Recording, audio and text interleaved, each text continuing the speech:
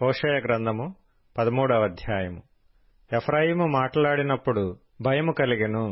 అతడు ఇశ్రాయేలు వారిలో తన్ను గొప్ప చేసుకొనెను. తరువాత బయలుదేవతను బట్టి అపరాధి అయి అతడు నాశనముందెను. ఇప్పుడు వారు పాపము పెంపు చేయుదురు.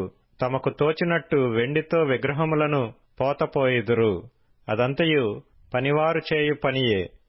వాటికి బలులను అర్పించువారు దూడలను ముద్దు పెట్టుకొనుడని చెప్పుదురు. కాబట్టి వారు ఉదయమున కనబడు మేఘము వలెను, పెందలకడ గతించు ప్రాతఃకాలపు మంచు వలె నుందురు. కళ్లములో నుండి గాలి ఎగురగొట్టు పొట్టు వలెను, కిటికీలో గుండా పోవు పొగవలే నుందురు.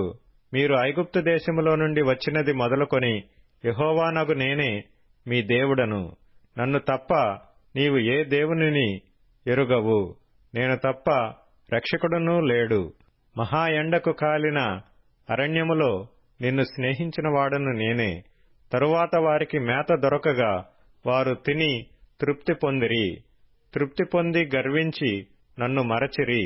కాబట్టి నేను వారికి సింహము వంటి వాడనైతిని.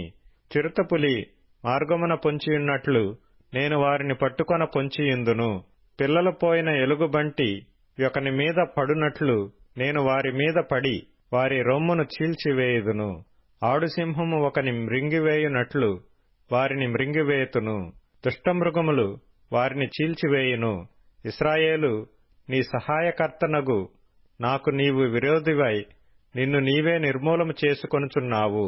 నీ పట్టణములలో దేనియందును నీకు సహాయము చేయకుండా నీ రాజు ఏమాయను? రాజును అధిపతులను నా మీద నియమించుమని నీవు మనవి చేసుకొంటివి గదా. నీ అధిపతులు ఏమైరి? కాగా కోపము తెచ్చుకొని నీకు రాజును నియమించితిని. క్రోధము కలిగి అతని కొట్టివేయుచున్నాను. ఎఫ్రాయిము దోషము నా యొద్ద ఉంచబడియున్నది. అతని పాపము భద్రము చేయబడియున్నది. ప్రసూతి వేదనలు కలిగినట్టుగా అతనికి వేదన పుట్టును. పిల్ల పుట్టు సమయమున బయటికి రాని శిశువైనట్టుగా అతడు బుద్ధిలేని వాడై వృద్ధికి రాడు. అయినను పాతాళ వశములో నుండి నేను వారిని విమోచింతును. మృత్యువు నుండి వారిని రక్షింతును. ఓ మరణమా, నీ విజయమెక్కడా? ఓ మరణమా, నీ ముల్లెక్కడా? పశ్చాత్తాపము నాకు పుట్టదు.